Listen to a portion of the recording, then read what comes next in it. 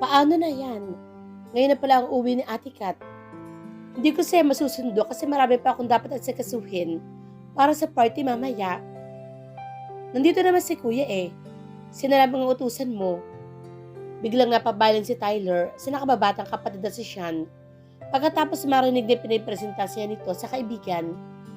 Mamaya pa naman siya dapat magpunta sa mga Benitez pero dahil napakakulit ng kanyang kapatid ay napilitan na rin siya sumama. Isa pa sinabi nito sa kanya na naroroon din ang nakatatandang kapatid ng best friend nito si Charlene. Yun lang ang isang bagay na nakapagpakumbinsi sa kanya na magpunta ng maaga. Ang malaman na naroon ang ate ng Charlene na si Jenica. Kamakailan lang ay nagka-interest siya kay Jenica. Nangyari iyon nang isama siya ng kanyang kapatid sa bahay ng mga Benitez para sa isang okasyon at nakita ang larawan ni Jenica nung 4 na taong gulang pa lamang ito. Nakadisplay kasi iyon sa receiving area ng malaking bahay. Pagkakita pa lamang niya sa larawang iyon, ay agad na nariwa ang isang alaala. Hindi na inaasahan na makikita pang muli ang maamo at magandang mukha na iyon na una niyang nakita. Dito na po nagtatapos ang ang taong gulang pa kwento lamang siya na David at Francesca. Jenica May Benitez. Sana po ay naibigan Hindi niya ninyo matandaan ang kanilang kwento ng bata pag-ibig. na kung ano noon. Samahan niyo po muli Pero ako sa sigurado siyang panibagong Benitez ang kwento apelyido nito. na ibabahagi ko sa inyo. Dalawa lang naman kasi Maraming bagay ang pong sabihin sa salamat. kanyang utak na may God kaugnayan bless sa bata. everyone. Ang kanilang musmos na pangako sa isa't isa at ang napakagandang ngiti nito. Di ba kuya? Wala ka namang gagawin ngayon. Sige na, ikaw na ang sumundo sa pinsan ni Charlene. Total, ihatid mo din naman sa ate Jenica. Pinandilatan ni Tyler ang kapatid. Napakadaldal talaga nito. Pagkarating kasi nila sa bahay ng mga Benitez, ay nabungaran kaagad nila si Jenica. Napakaganda ng babae sa umaga. Nang salubungin sila ni Jenica, ay agad itong itinanong kung maaari ba niya itong ihatid sa opisina.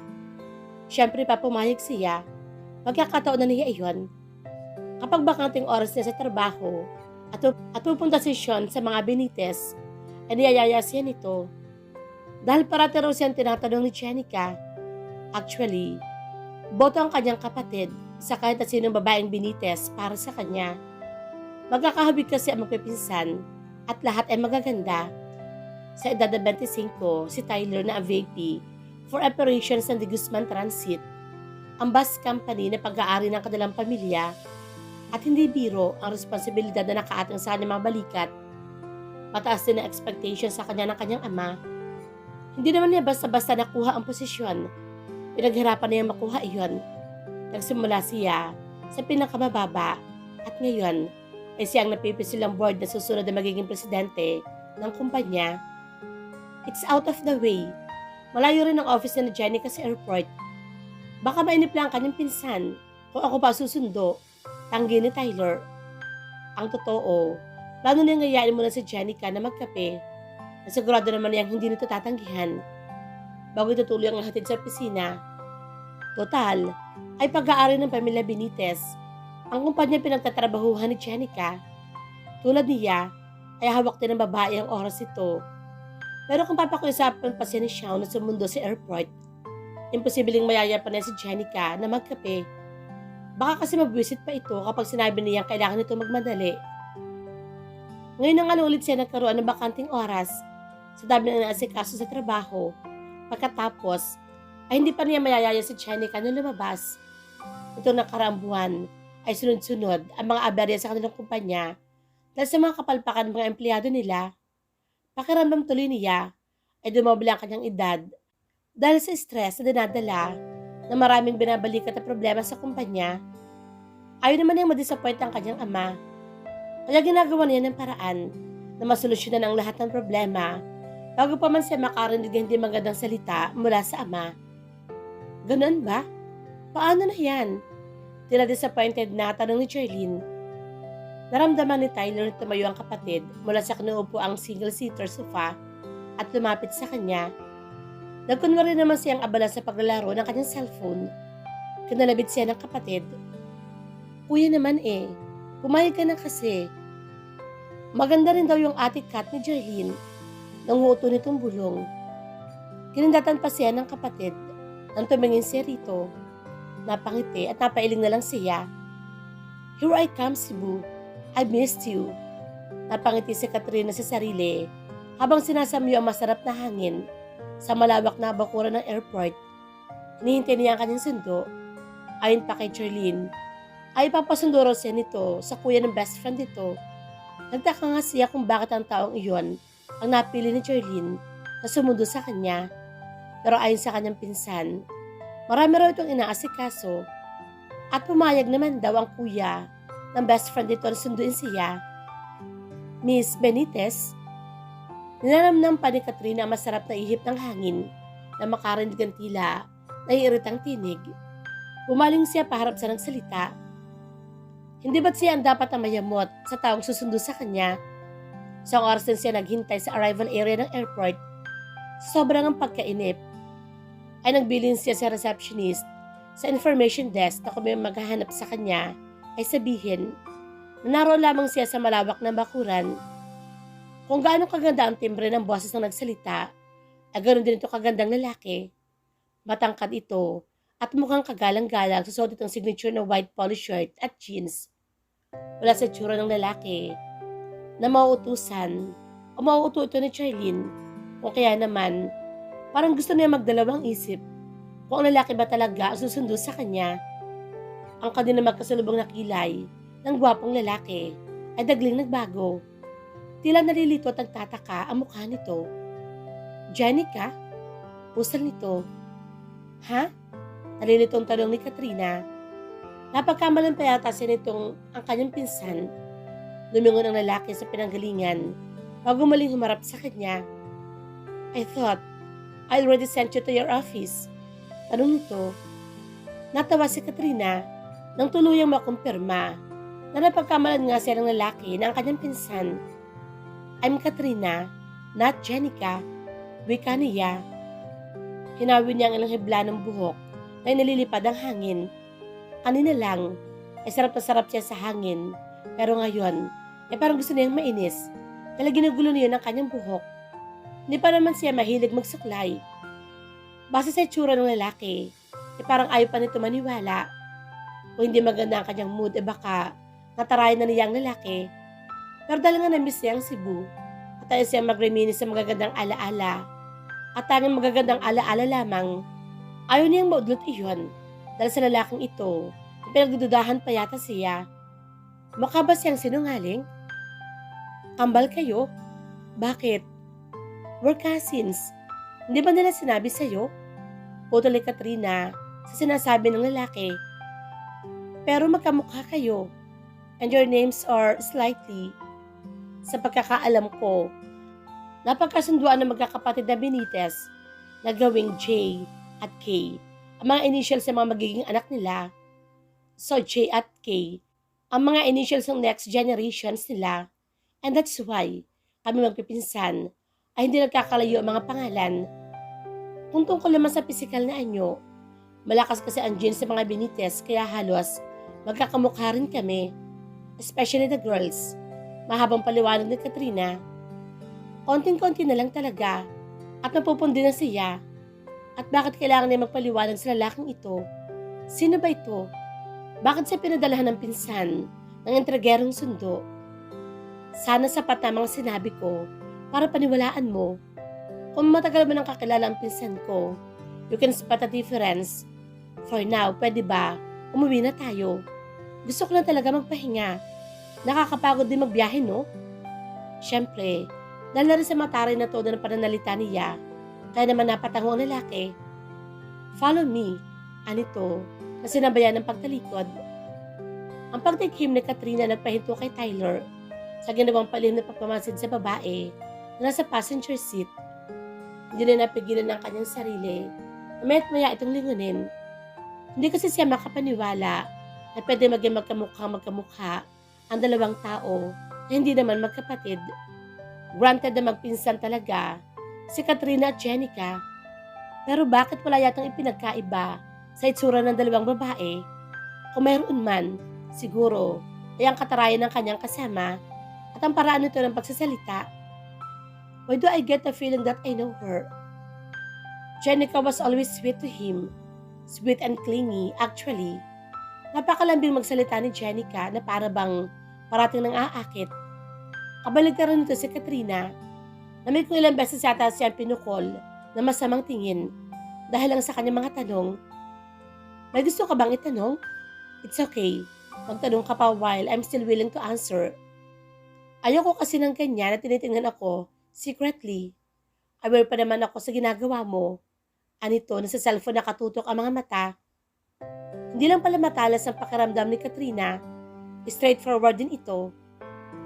Gaano ka nakatagal sa Manila? Bakit hindi yata kita nakikita nakakasama na Jerlyn at Jenica? Bumuntong hininga si Katrina kapag kuway, nagpipindutan naman sa cellphone. 6.5 years. Sa Manila na ako nag-college at ngayon na ulit ako umuwi ng Cebu. Kaya matagal ko na silang hindi nakasama. Tumangutang si Tyler kapag huway. Tumingin naman siya sa katabi. Kung hinahanap po ko anong difference sa itsura namin ni Jenica, meron siyang nunal sa sentido. Ako naman sa leeg, sa bandang kaliwa. Mas matangos ang ilong ko sa kanya. I think, warm brown ang mga mata niya. First black ang sa akin. She's taller than me. Mga 2 inches dati. Bago pa ako lumuwas sa Maynila, ewan ko lang ngayon. But I think, wala ako masyadong tinangkad kaya malamang mas matangkad pa rin siya sa akin. Sa tingin ni Tyler, ay nakikita siya ni Katrina kapag sinusulyapan niya ito. Napangiti tuloy siya. Aware si Katrina na tinitingnan niya ito. Aware din kaya ang babae kung gaano ito kaganda sa kanyang paningin, lalo na kapag iniirapan siya. Nalaala tuloy niya ang sinabi ni Sean. Magaganda ang mga babae sa angka ng best friend ko, kuya. Kapag isa sa kanila ang napisil mong ligawan, ako na mismo ang aago ng pana ng Cupido para panayan ng sino man sa kanila na magugustuhan mo. Hindi nagsisinungaling ang kanyang kapatid. Talagang walang itulak kabigin ang mga babaeng binites.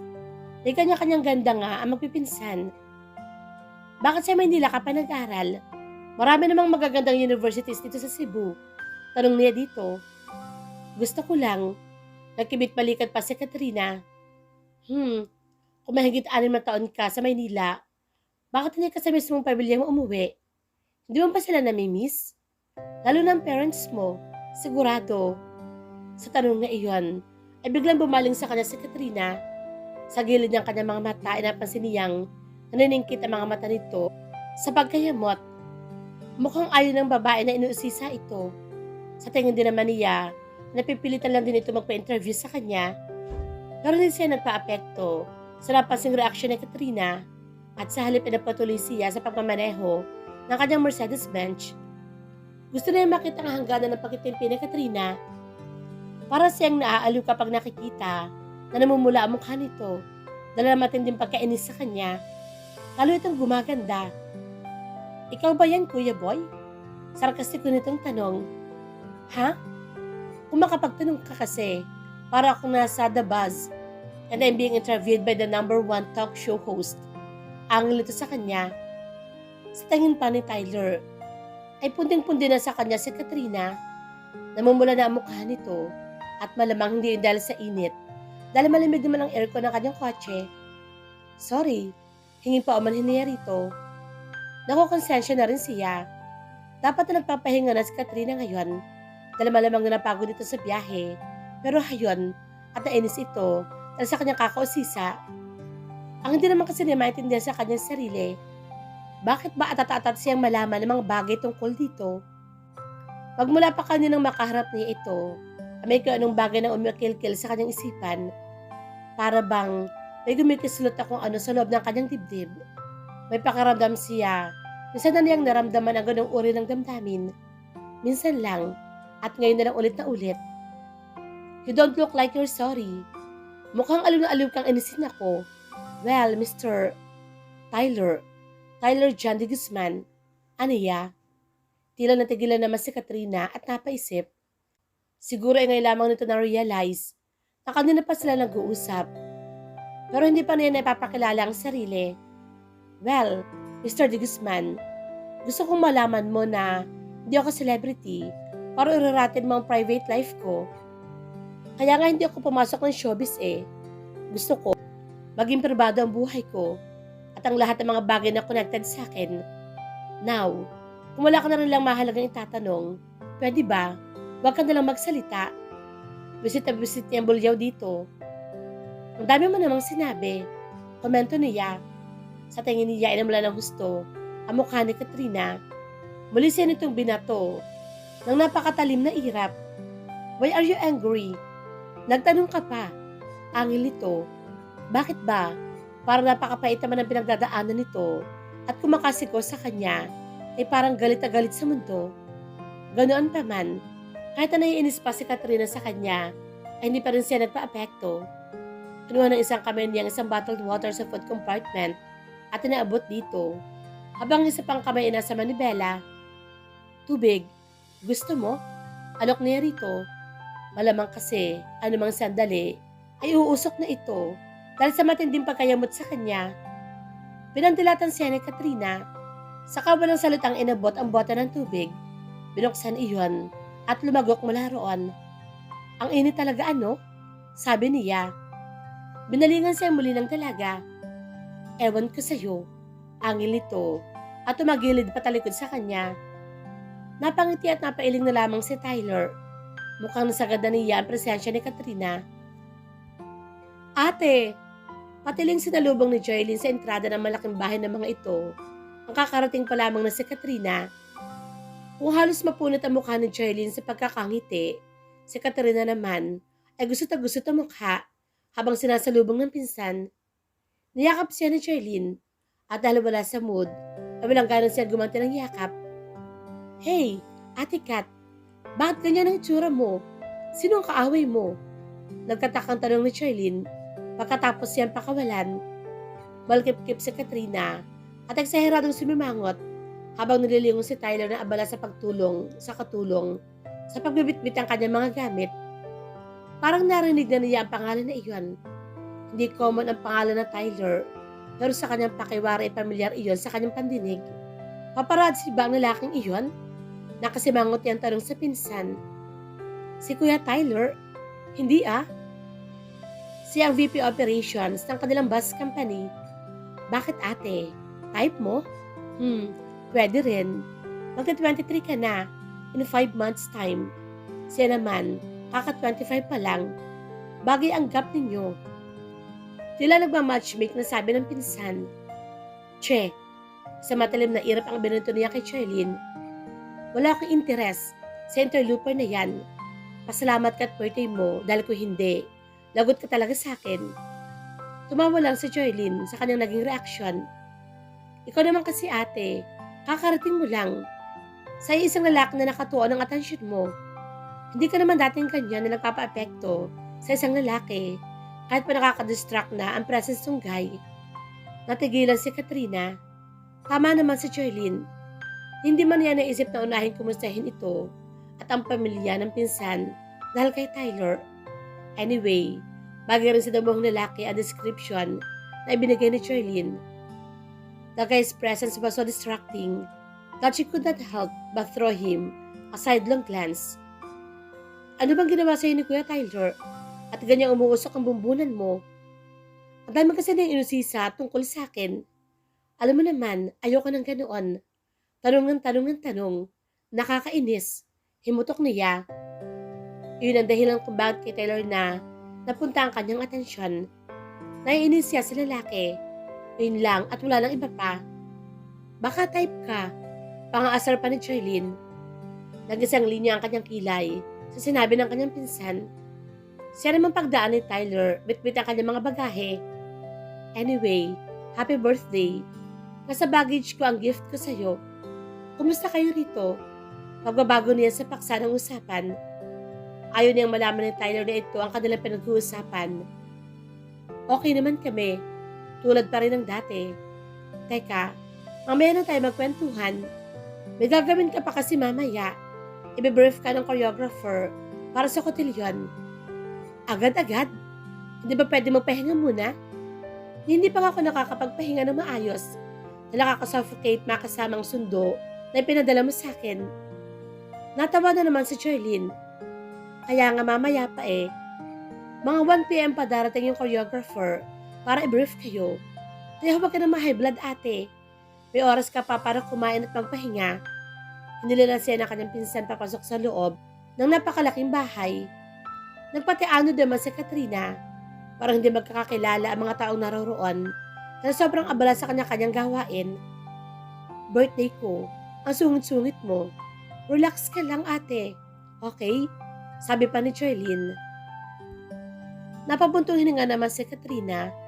Tama naman si Charlene. Matagal na nga silang hindi nakita. Pagkatapos, ngayon sila ay magkasama. Sa mismong birthday nito, ay nagsusungit pa siya.